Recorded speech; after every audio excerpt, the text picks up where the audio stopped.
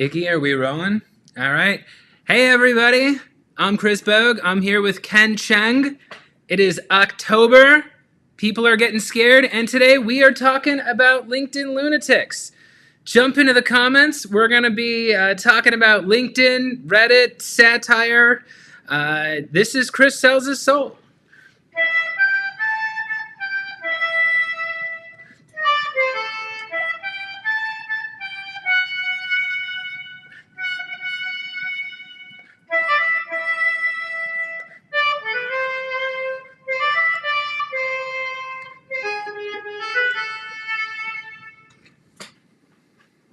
Let's start the show. Chris Sells His Soul is filmed in front of a live streaming audience, so don't forget to comment throughout the show. The show's about to get started, so grab yourself 2 hearty buckets of popcorn and get ready for a conversation about how to monetize your creative skills. Now it's time for a message from today's sponsor. Look, I'm a busy dad, so when a salesperson reaches out pitching me, I just say no thanks, explode into hysterical abusive rage, and get back to my day. But then I learned about Pitchfire. They have a much better way. Instead of screaming and getting angry, I actually get paid to respond to salespeople. Thanks, Pitchfire.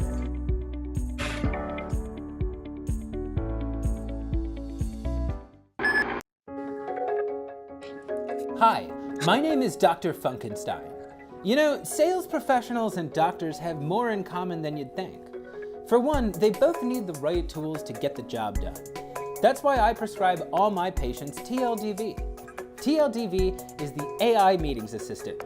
It works with all the programs that your team uses, like Microsoft Teams, Google Meets, and Zoom, compiling AI summaries to keep you up to date on what's really important. It even updates with Salesforce, HubSpot, and other CRMs. Try it today at tldv.io, and I promise you'll hit your quota immediately. Dr. Funkenstein is not a doctor, nor has he ever claimed to be a doctor. Statements made by Dr. Funkenstein are protected by the First Amendment of the United States and do not reflect the opinions of tldv.io or Chris Bogue Communications, LLC. Guarantees made by Dr. Funkenstein are purely suggestive and should not be taken as medical advice under any circumstances. Similarities between medical professionals and sales professionals may have been exaggerated for dramatic effect. Quota attainment claims are based on incomplete data and subject to change as of the end of this sentence. Talk to your sales manager to learn if an AI assistant is right for you, or just go to tldv.io and do whatever you want, because you're an adult.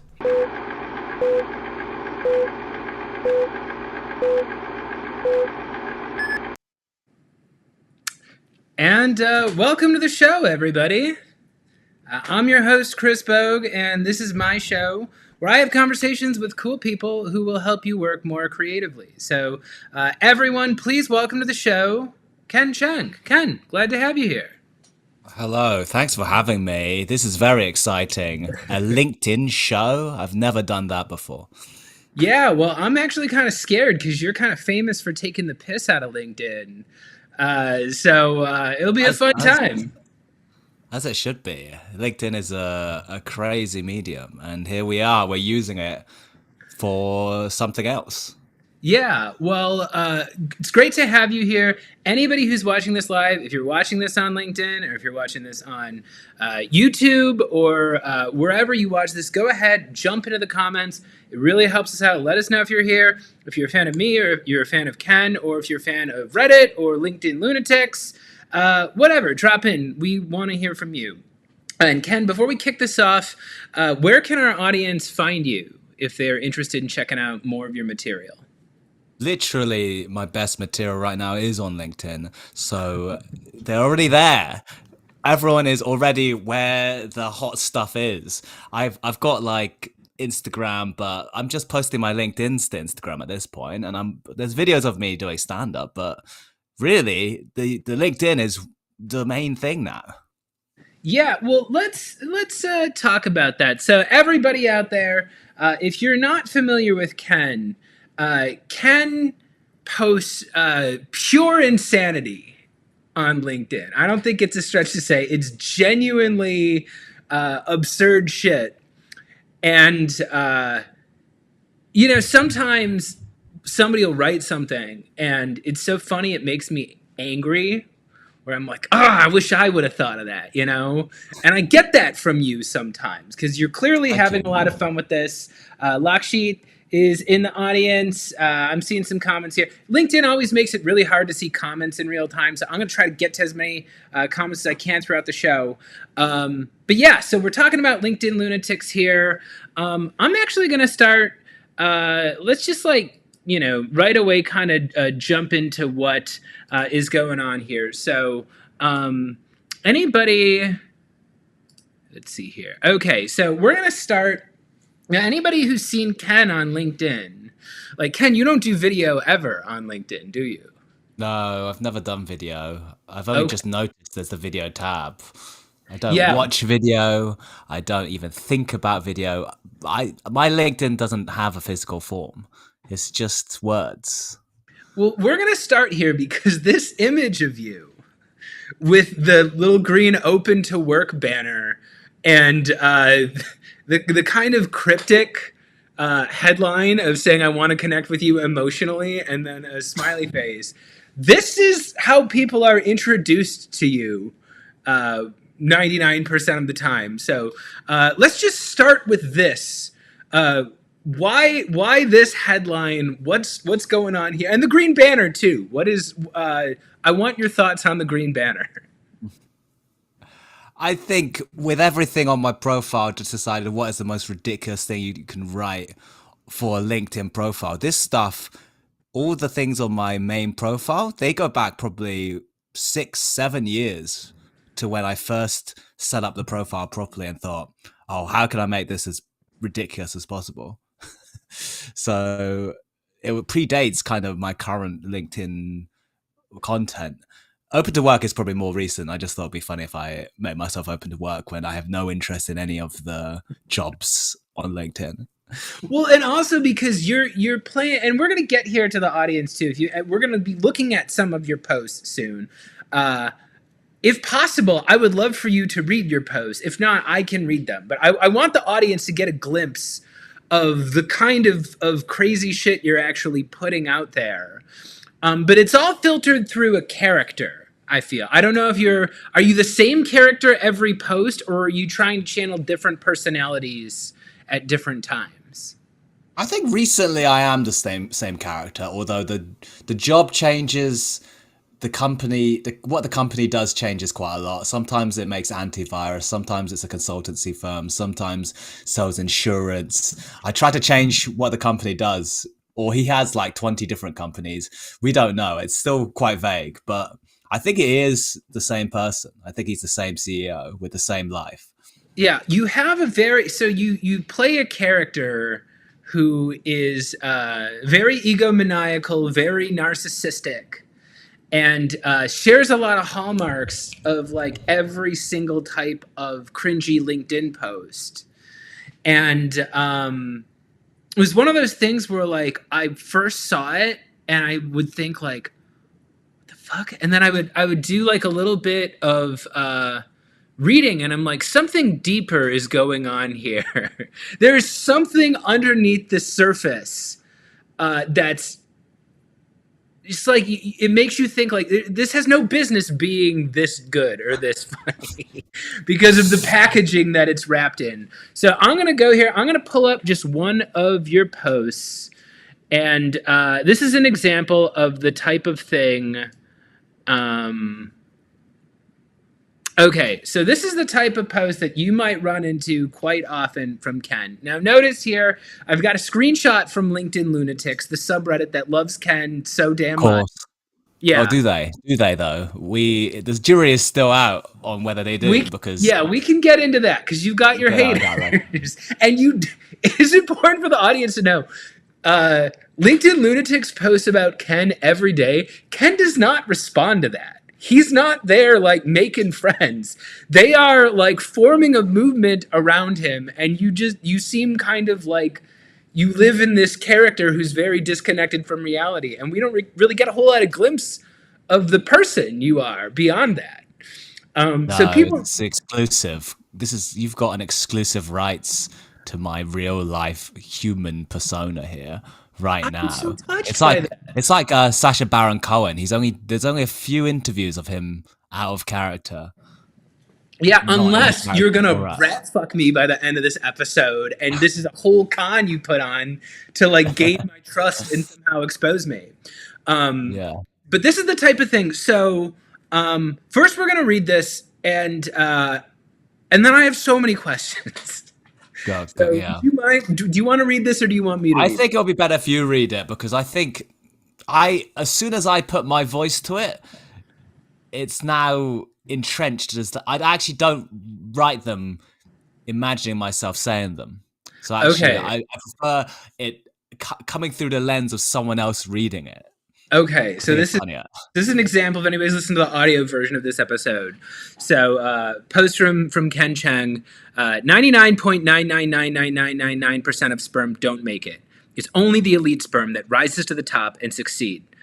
This statistic is the same in business. Most entrepreneurs fail, either falling behind the fastest swimmers like myself or launch their company into a toilet bowl only to be flushed away. I was one of the few elite that made it. I still remember being a little sperm, racing past my competitors because I had a single goal in mind: get to the egg. That determination, that tenacity, that pace. With that same determination, you'll be able to achieve anything you want, whether it's impregnating an egg or setting up a box park retail store.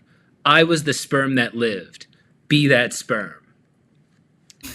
So, That so was a great reading of it. Thank you. I've never had it this one specifically read back to me. thank you. Well, so I guess I'll start by asking here, like, are you ever trying to fool people? Are you ever trying to get people to think these posts are real? Is that part of the Not goal? anymore. Not anymore. I think now I think before I used to. But I think now it's like, let's make this so ridiculous, but still have the chance that it does fool people. I push how far how far, like, how ridiculous you can get while still having people think it's real. Like, because So, we're gonna see them over a span of time. Your posts over a span of time, okay, and this is okay, I'll actually get from a few involved. weeks ago. This is not a super recent one that I pulled up here. No, So no, it's this not. this to me feels a little bit more like maybe you were trying to make it kind of real. Like there's some subtleties here, like this paragraph that begins with the words "I still remember being a little sperm." Like clearly you don't. So um, take me through, like, when you're coming up with these in this case this inspirational uh, quote that you put out there to, this inspirational story to inspire your network. Um, is this character lying, or does this character think they're telling the truth? I think this character probably lies to himself a lot.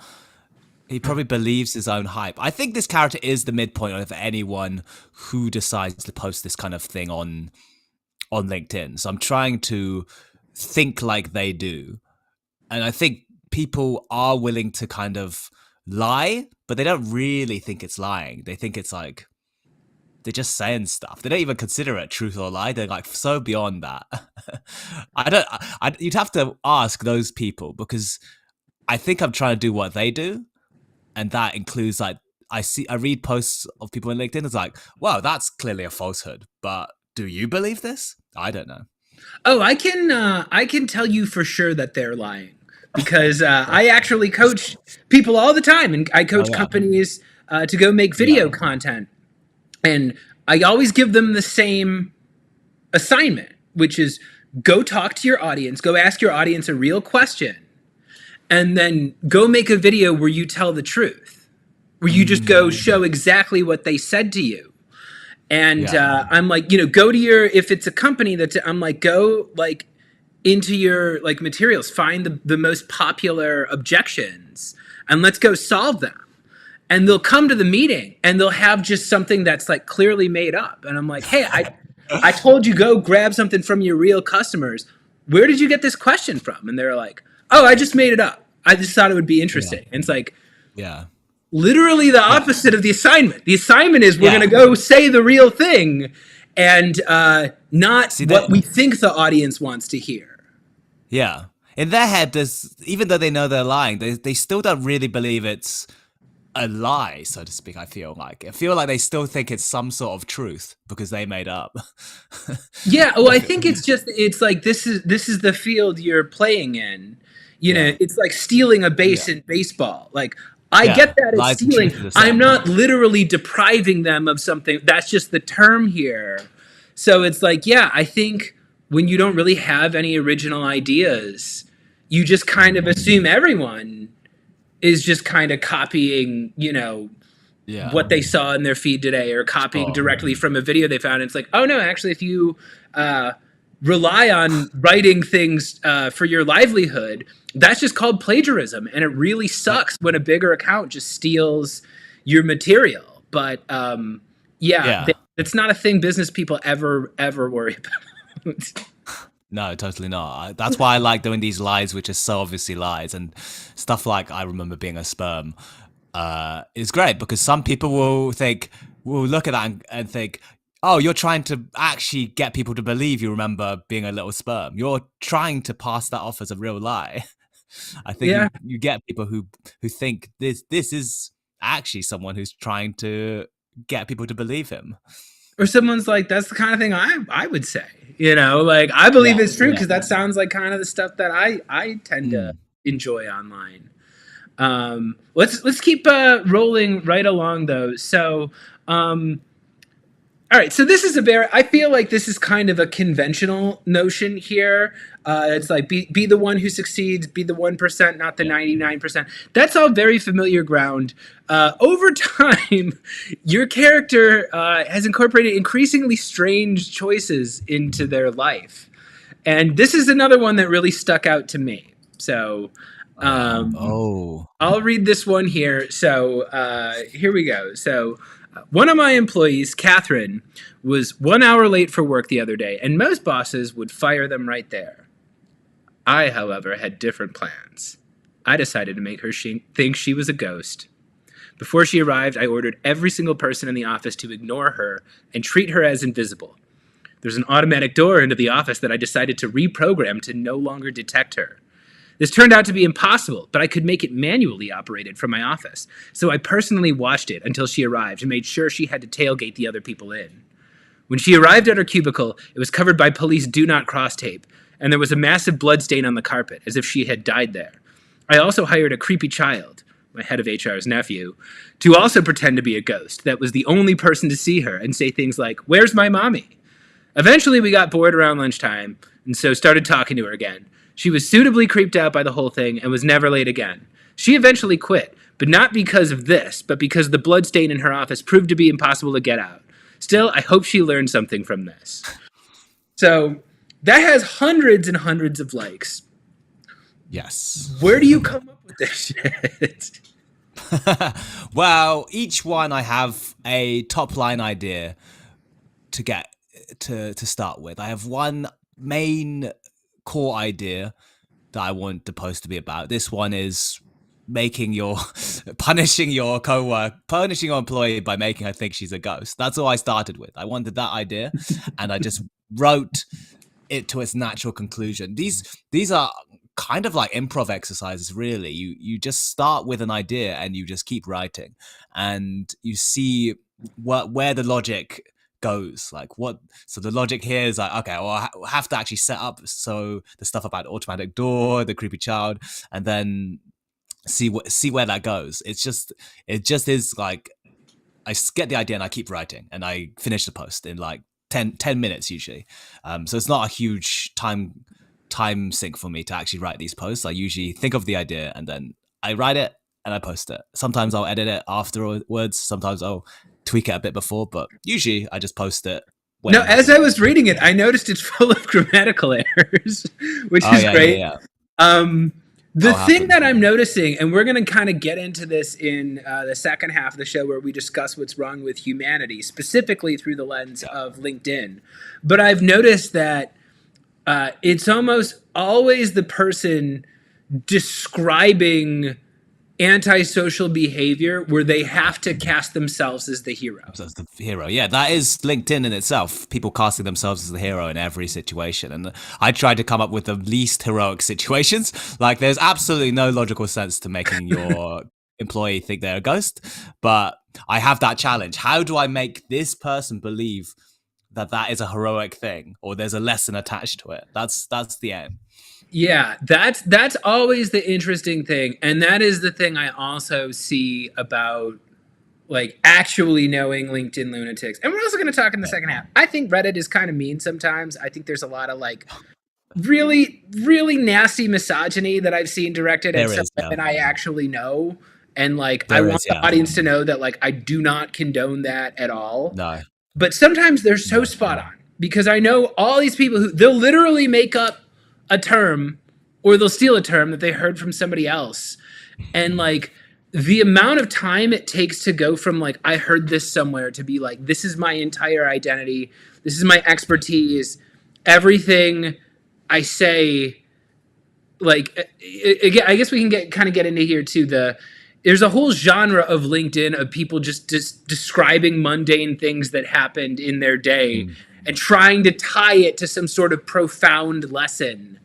And, you know, that's probably why I love your stuff so much. So I'm going to pull up one more of these examples before we do our middle segment here, because this is a more recent one. And again, I'm really starting to see, with each new post, I have just more questions than answers. You know? So let's take a look at excited to see which one you've gone for. Oh, okay. So this is Spartacus one. Okay, so this post, again, for anybody who is listening to the audio version of this, so there's nothing I hate more than when I get Spartacused by a united office. Someone in the office screwed up royally on a major case, so I gathered them in a meeting to ask who did it. Paul sheepishly stood up and said it was me. So did Raul, and Donna, and Will, Scott, Miriam, Saba, Tim, Soon. Everyone was standing. This felt like gaslighting and should be illegal.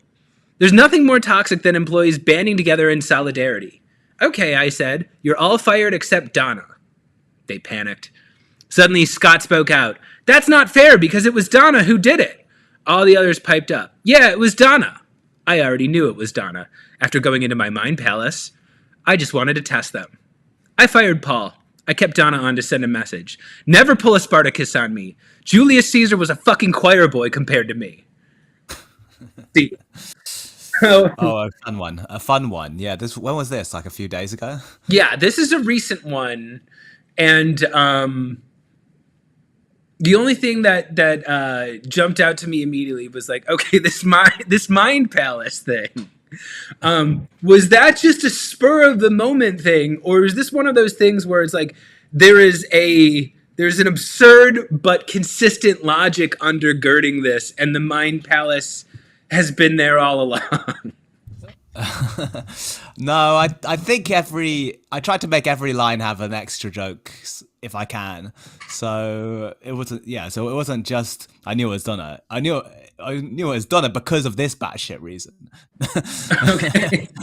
It has to have an extra level every time if I can think of one. I think every line I write in this happens in a moment. I sometimes think, what is a funny extra flourish to add to this post to make people enjoy it more as they're reading through it. And the Mind Palace was that. And I guess there's also an element that I like including things that are so batshit crazy and not explaining them.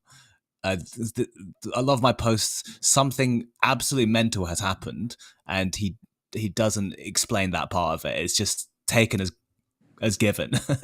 Yeah, well, that's the thing, is like, it's such a great throwaway joke, because I could imagine like a guru doing an hour-long YouTube about like how to build your mind palace, you know, like who are the palace guards of your mind. I could imagine that whole metaphor playing out. Yeah. And have you watched Sherlock?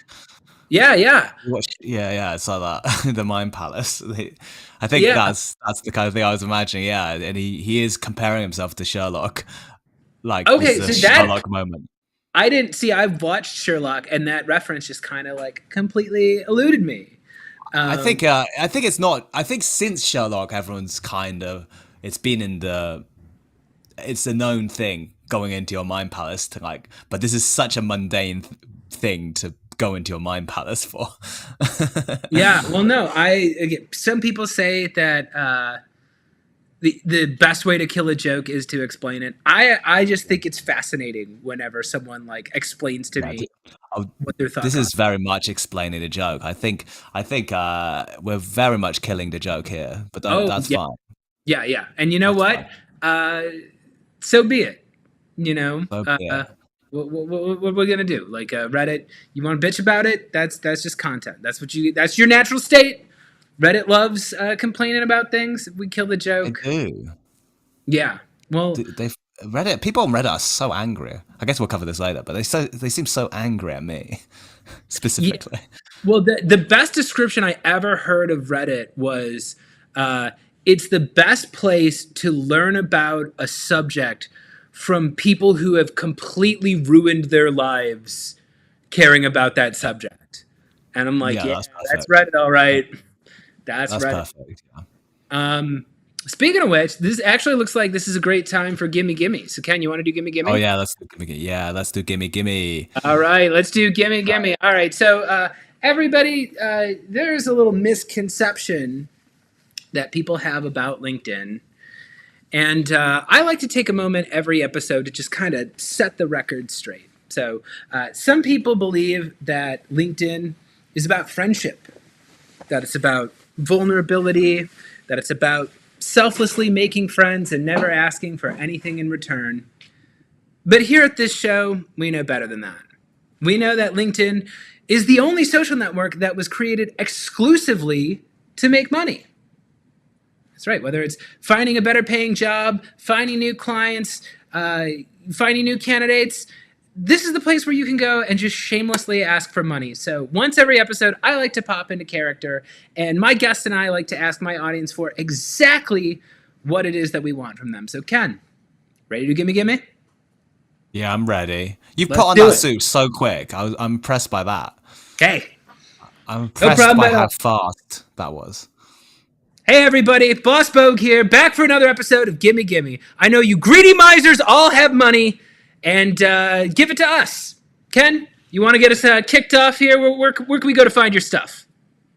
My stuff, yeah, you can find me on Instagram. This link will take you to my link tree. It has all my social media. I've got Instagram, Twitter, but LinkedIn is actually the best one. LinkedIn is the best one to find me. That's where the best content is. People on Insta are not getting all my LinkedIns. So LinkedIn, you're already there. Yeah, because what are we going to do? Watch your LinkedIn content at home? No, because that content is dog shit. All right? Even my friends, even the people who I love, your LinkedIn content is dog shit. All right? My LinkedIn content is dog shit compared to Ken Cheng. So everybody take out your phone, scan the QR code, you flip your phone to camera mode, scan the QR code, connect with Ken Cheng. He is hilarious. He might not respond to anything you say. That's just part of the character. Don't take it personally, right? And while you're at it, you can also go ahead and give me a follow. So go ahead, scan my QR code. I make comedy all the time, comedy sketches. I might also teach you how to accidentally make some money. So I am out there teaching people how to make short, effective video content that's good for you, good for your business. I do coaching, I do team workshops, I do improv workshops, and brand partnerships. If you're interested in any of those things, go on LinkedIn, send me a connection request.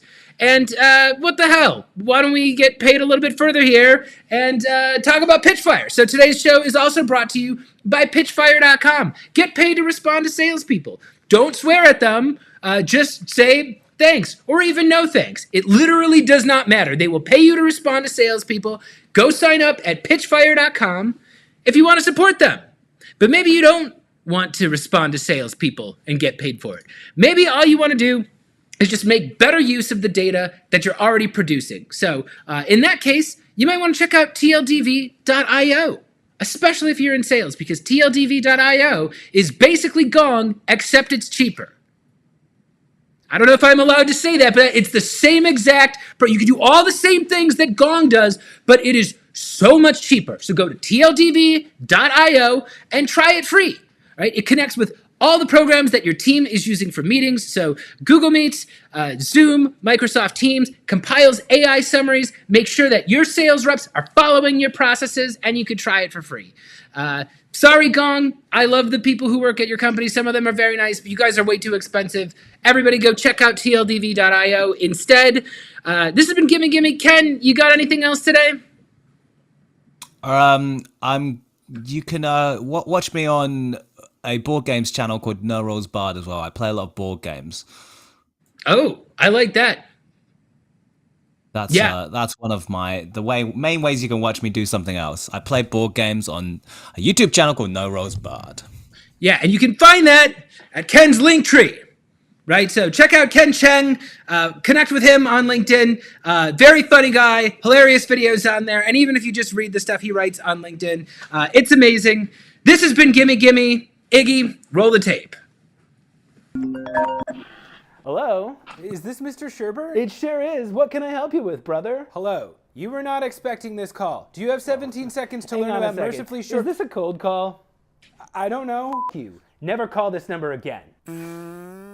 Oh no! Another unsuccessful cold call. You probably don't have time to fuck off. I got a quota to hit. Are you spending hours every week cold calling and cold emailing but not seeing results? There's gotta be a better way. Introducing the complete guide to selling on video.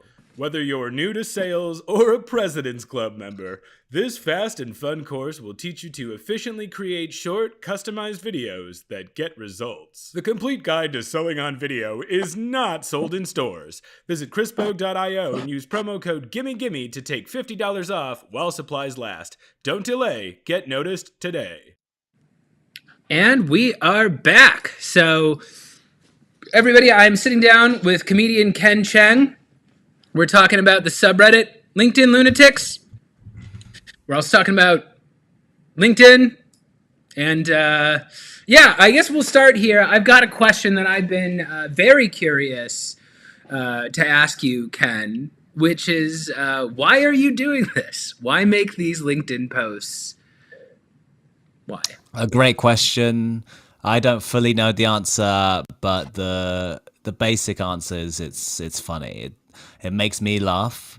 It makes a lot of my connections laugh. I have more followers now on LinkedIn than any other platform of social media. I've just surpassed my Twitter, which used to be my biggest. And I feel that they're getting something from my posts that people haven't been getting from anything else I've been making. There's like something unique there, and it is very much has been discovered by accident. I didn't set out thinking this is going to be a platform where I get a lot of followers. It wasn't a strategy. It was just like I just started posting and people responded well, so I posted more. So I'm just following where people respond. I'm glad to hear you say that, because one thing that I try not to be a cynic. I try not to be a cynical person. I try not to do cynical comedy. I try not to be mean-spirited in my comedy. And one of the reasons why I like your content is because, like, again, and we're comparing this. We're talking about LinkedIn Lunatics today, which is often very funny, but also very cruel. It's like any mob. Sometimes the mob has a good idea, but the mob can be dangerous and destructive and violent and all these things. But yeah, I actually think there's something interesting happen in LinkedIn where this is one of the few places you can go where your audience is adults. You don't have to compete with teenagers like you do on TikTok or Instagram or these other platforms. And LinkedIn has, its users are adults, and they have higher levels of education and higher levels of income than the average user you're going to find on other platforms. So you don't have to just say, stupid, mindless corporate platitudes that you've seen other people. If you actually go for an intelligent joke, and we can kind of get into, how you developed your comedy mindset, because you're a stand-up comedian, you do a lot of, comedy performance. And one of the things I learned, and I was trained at Chicago's Second City, so it's a Oh, specific fun. style of sketch comedy. Yeah, it's kind of a highbrow form of sketch comedy where they're kind of like, Yeah. go for that reference, go for the obscure reference. It's always satirical, it's always political, it's always about like trying to diagnose the condition of the world right now. And I find that kind of style works on LinkedIn, where it's like I'm just gonna assume they're gonna get the reference, and if they don't, fuck them, you know. And I actually think there's a surprisingly large amount of people here, when they see something interesting or different or funny or something that has something to say, like the stuff you're putting out there, all of a sudden there's an audience for it, you know. And I think that's kind of a beautiful thing. I'm trying to get you to say that LinkedIn is beautiful and that you love it. I love. I am very grateful for the responses I've got. Actually, it's helped me keep going because I get like a few dozen messages or like a dozen messages a day from people or like a few dozen connection requests every day. So I can get the feedback in real time. Here we go. The question, I've answered your question before it even came up. What do your DMs look like? Yeah, I get about like 10 to 20 DMs a day from people who have added me. I probably get like 50 to 100 ads a day right now, but it's cool though, because it is something. There is some kind of energy to their responses that makes me think there is something going on here in LinkedIn. There are people who desperately want the humor. They want it more than if someone's scrolling through Twitter or Insta or TikTok. It's like when they come across my post, it's in a sea of unfunny posts, and it is escapism for them. It's an escape from their normal LinkedIn feed, but the LinkedIn feed is a metaphor for work, I guess. It's for corporate life, and it offers a kind of antithesis to that. So these people who are angry at you, what are they saying? It's only on subreddit. It's only on Reddit they're angry. I never get people angry on LinkedIn itself, but the subreddit, they're very angry at me. Well, let's kind of break those off one by one, because I'll say here's the thing: LinkedIn may be. I don't even know if I'm going to make this statement, but arguably more fake than other social media platforms. I mean, oh yeah, 100%. I'm going to challenge the audience. If you can find me a social media platform that isn't fake, good luck. I don't think that exists. I think kind of the nature of social media rewards fakeness, and anytime you have to distill yourself down to a profile picture and a bio, there's gonna be some element of fakeness there. But I would also say that it's the nicest social network. People are, even if it's a superficial niceness, people are generally more polite. And there's this element of LinkedIn that I think is very interesting as a satirist, is this is the way people think they're supposed to act. Yes, but their real name is on it. Their real name and their job. Right. Their job, the place they live. If you're on Twitter, your real name isn't on it. If you're Insta, your real name doesn't have to be on it. So LinkedIn is closest to what Facebook was when people use Facebook. Right. But even then, Facebook, and, I don't know what the hell Facebook is doing these days, but it became a place for slap fights, and it became a place to really just hector people with your political opinions.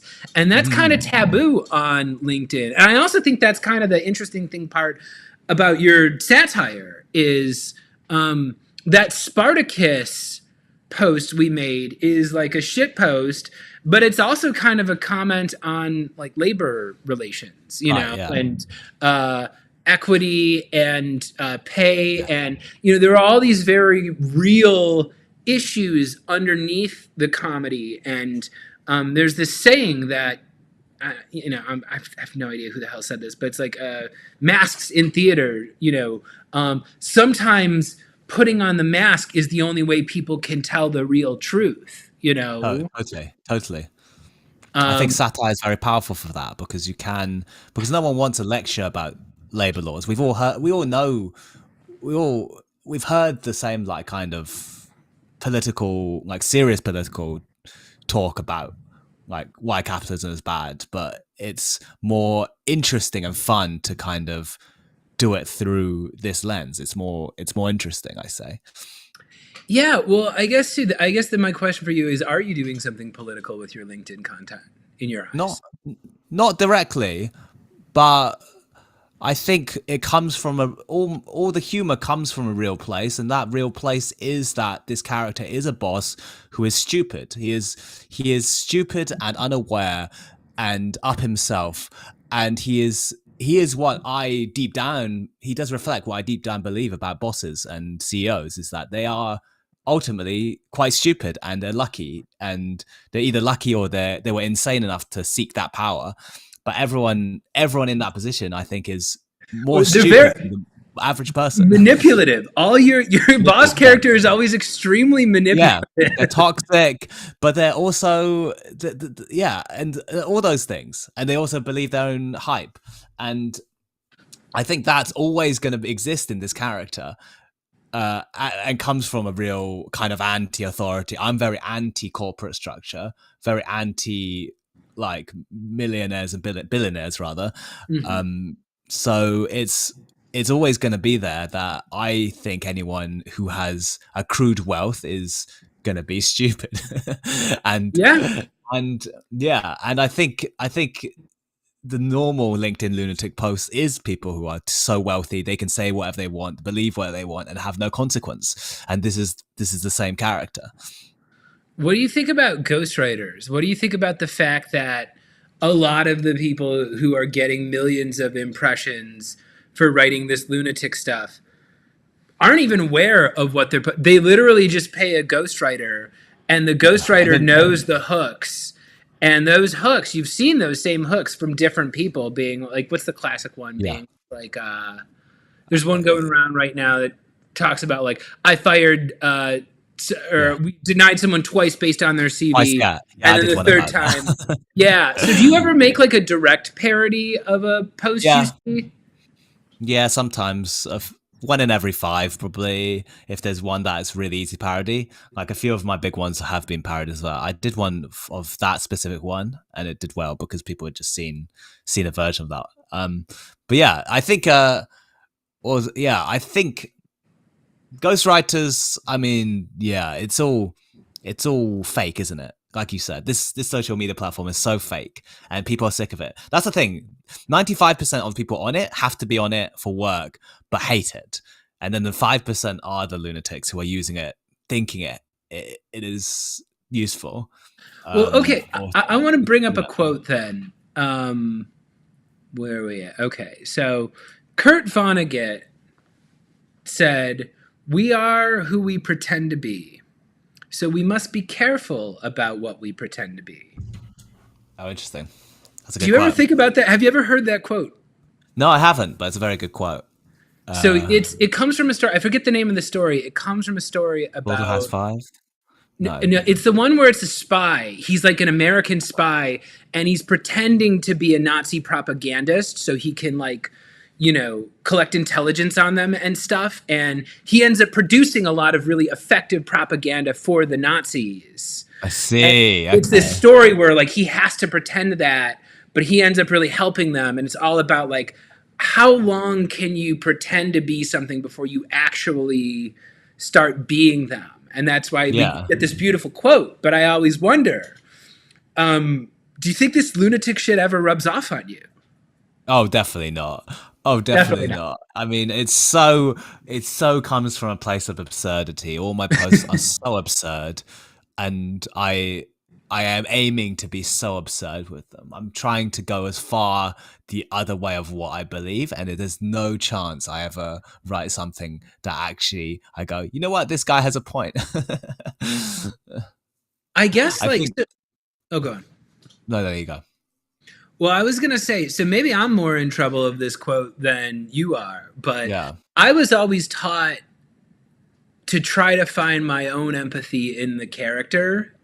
So my ideal situation when I'm writing a sketch, like when you see like the boss, and or like even that one where it was like that infomercial I did, where it's like the guy on the phone, I'm trying to be as vulnerable and scared, and I'm trying to Yeah. like find that part of me. And then when I go out there as the boss, I'm trying to find that part of me that's kind of selfish, kind of an asshole, maybe could be a little bit nicer to people. I'm really trying to find like who is the empathetic character, because I think my favorite scenes are the scenes where both characters are idiots and they both have like completely logical motivations, but they are just like, for whatever, they have opposing goals or whatever, and you get to see this really interesting back and Yeah, forth totally. because there's a humanity in them. And so yeah, I have found that, and like maybe this gets kind of back to Reddit about how there's that idea of Poe's law that says, Oh yeah. an old internet adage that says it's impossible to make a parody of extremist content without like, yeah, it's indistinguishable. Like a parody of lunacy, of true lunacy, is indistinguishable from actual lunacy. So I wonder sometimes, I'm trying to satirize like what makes us do this, what makes us feel we need to act this way out here. And, to answer my own question from earlier about, are you doing something political? I do think I'm doing something political sometimes, because I think the generations coming after us, one, can yield these social tools and these video tools much more effectively than the old people can. The influencer thing, the generation that grew up on YouTube, like they actually have skills doing that, and I want them to think of themselves as like having actual skills. But like also like, yeah, I actually think going out there and having to make the case for yourself on video, it's like a thing I teach companies to do. But I'm like, hey, actually, we might go through some really crazy shit in the coming decades. And if you want the government to do things, if you want society to be a different way, you have to like go out and ask for that. You literally have to be able to go out and articulate your view of the world and say like, this is what I stand for, this is what I don't stand for. And if you don't do that for yourself, if you don't find some way to take control over your own message and your own ideology and your own image, somebody's going to do that on your behalf. So I'm doing a lot of comedy stuff out here, but I'm always kind of trying to find that beating heart in the center of it. Yeah. And then I'm like, that's what fine. what if I'm just I think some that's good. fucking dork on LinkedIn, just like everybody else? Maybe we could all be dogs. I guess that's what I'm. In terms of empathy, I don't want people to empathize with this character. I think some people. I think it's noble to want your characters to be empathized with, and they do that in stuff like The Office, like even David Brent, the original Office boss. The moments of empathy, but my character, I think purely, I am trying to shine light on someone who is so actually selfish. He is ultimately entirely self-promoting. There's no he might do nice things here and there, but his only goal is to look good and look impressive. That's all he wants. I respect that, and I think this also might just be like, we can talk a little bit more about the variations in comedy here, but like I have that Chicago school of comedy that I am trained in is very big-hearted. It's like the audience lets you get away with the brainy stuff because there is like this beating heart, and it's all about the relationship the characters have. British humor is like well, one, you guys are a lot drier. There's a dryness. And there's a bleakness to it. Yeah, there's like actually all people are inherently bad. There's a dreariness, and there's a fatalism. Like Peep Show. Peep Show. They're just utter dickheads. Both of them. Well, so tell me a little bit about like, how did you become? I'll throw up a different slide here. So, committing to the bit. This is one thing that I really think you're doing. It's one thing I try to do out there is like, okay, it comes with that idea of the empathy. It's just like, okay, you got to take on this character, you know, so you got to commit fully to like, what does this person look like when they eat breakfast? And, you know, like, this person is an authority figure around their subordinates. You know, maybe they're completely different with their wife. Maybe there's a different, you know, there's like people have multitudes, but I'm always trying to commit to the bit and trying to like do what feels true. How did you learn to commit to the bit, and where did you learn to sharpen your comedy skills? And that might include influences. I'm always interested in like who influenced you to see comedy the way that you do. Good question. I used to do a lot of shit posting on Facebook, actually. Like, so yeah, going back to the Facebook example, people were kind of doing the self-promoting, oversharing stuff on Facebook 10 years ago before people stopped using Facebook, and I would parody that a lot. But this is actually more effective than Facebook because I was just doing that to my friends, and this is escapes that circle. But I kind of always enjoyed writing those posts just to like the bubble of friends and acquaintances. And I think it trained me to write in that way. Like, I guess that is the key to this LinkedIn stuff. It's the written medium, and it's a social media medium.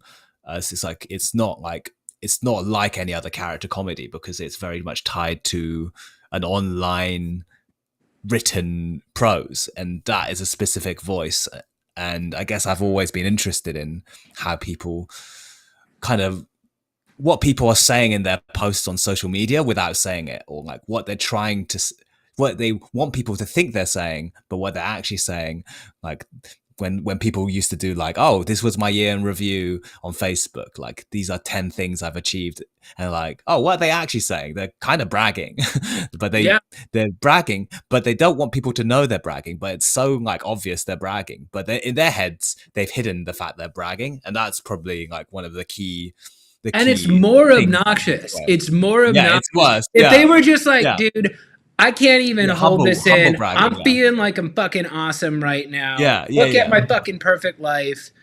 Instead, they're. I guess this is I guess we could pull this up here too, because this is, I think, one of the things that I love about your comedy, and you know, you mentioned the word just here, is this idea of oversharing.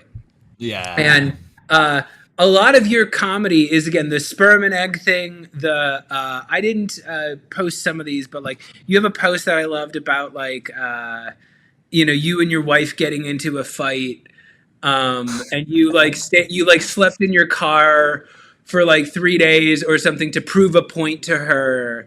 And I've seen this a lot, and I've also dealt with this as a guy who's like, literally coaches people to make content where they put something out there that is way more personal than I ever would.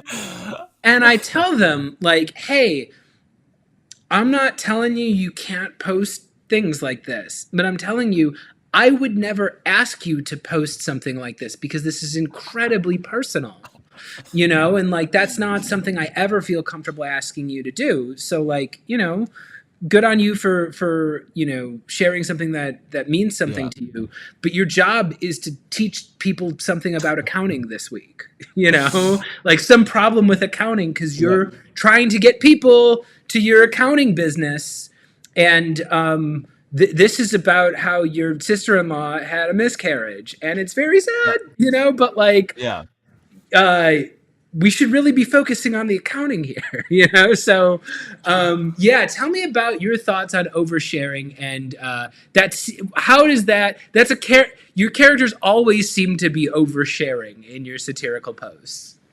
I think that's probably because a lot of my inspiration is LinkedIn Lunatics, but before that it was a Twitter account called The State of LinkedIn, was probably something that came on my feed years ago, which made me start noticing the trend of what the hell is going. At some point, maybe 2 years ago, I realized something is going on over at LinkedIn, and that's when I started posting. Before I had any followers, really, it's like I started noticing, oh, there is some shift in how they post here, which is unique to LinkedIn, has more oversharing than anywhere else, and I guess part of it is the algorithm. Like, you're gonna, if you saw a post about someone's own personal life, you will read it. You will probably even like it, even though it's like a train wreck. You're watching a train wreck in real time, but you will still probably engage with it because it's interesting. It's drama. You won't engage with a boring like post about like sales, or whatever, but you will engage with someone talking about how their wife cheated on them with their manager, or whatever. Like it is an algorithmic thing. It gets hits, and that's where that's one aspect of it. The other aspect is I think at some point it became seen as brave to like be very personal on social media, and then kind of everyone started doing it because it was suddenly seen as like a very brave thing. So now everyone's doing it because because they want to be part of that. And that's probably happened over the last 10 years. Like Facebook started it. People do it on Twitter all the time with like long threads like, oh, this is something I really want to get off my chest. And then like 20 tweets in a row of something really serious. And people applaud that kind of stuff. But now everyone is trying to do that. And that's where it gets weird because people are forcefully trying to make content out of their own personal trauma, etc. Or and this is a cautionary note I'll always leave for my audience, because this is 3-word sentence I teach all my clients is not a therapist. Not a therapist. Whenever I see somebody and they're like, follow me for mental health advice, I'm like, because there goes this thing where they're like, they want more authentic content. So they're like, I'm going to go talk about my mental health issues, and I'm going to encourage people to follow me for more mental health content. And some amount of people inevitably do. And then the next step comes along, which is those people come into the DMs and they start asking questions about mental health. And pretty soon those creators are in a WhatsApp group saying, I don't know what to tell this person. They're telling me all this really messed up stuff. Yeah. And I don't know what to do. And it's like, yeah, you told them to follow you for more mental health advice, you know? And I guess even that's how even when I'm trying to satirize something, like Dr. Funkenstein you saw earlier is a great example of like, I'm satirizing how, I'm not going to name names. There are literally people on LinkedIn who put on a lab coat and go like, because that makes them look more official. And so I'm like, oh, I'll just go out there and the guy is not a doctor. And I'm not going to explain where he comes from or why he's doing this, but he's certainly acting like he's a doctor. You know, and like, I'll put the big warning being like, not a doctor. And he's like, you know, one thing they don't tell you in medical school. And then you just start talking to the audience like you're a doctor, because I think that shit is funny. But again, I'm always going to try to make the doctor like, that's so funny. Kind of like him, but it's like, why do you do this? I don't know. I guess it's the search for authenticity. But as soon as you're trying to be authentic, you're inauthentic. Because if that's your goal to be authentic, you're suddenly inauthentic. So but they don't realize that. A lot of people posting online don't realize that actually there's still being inauthentic, even though they're like, I'm authentic. Yeah, no, and I guess we can end it there, because that's kind of the satire comes back around to authenticity. But when I say I try to satirize those things in myself, that's the stuff where people actually reach out to me. We'll have a sketch where they're like, oh man, that sketch you posted ripped me apart. Like I literally felt pain because it hurt to read that. And I'm like, oh yeah, I was kind of taking the piss out of myself and kind of like, you know, but it's like, yeah, actually sometimes making a joke of it is the only way to like really tell the truth. So Ken is fantastic. I can talk to you all day, but unfortunately we're out of time. So one last time, Ken Cheng Comedy, if you are watching this, hilarious stuff, scan the QR code on the screen, check out Ken's stuff. Ken, anything you want to leave the audience with before you go? Just be that sperm. # be that sperm. And be that sperm, and don't pull a Spartacus. Boss doesn't like that. Thanks everybody, and thanks to TLDV and Pitchfire for supporting the show today. Keep an eye out next week. I will be dropping my original horror movie on LinkedIn. Have a fantastic weekend, and see you around, everybody. Thank you.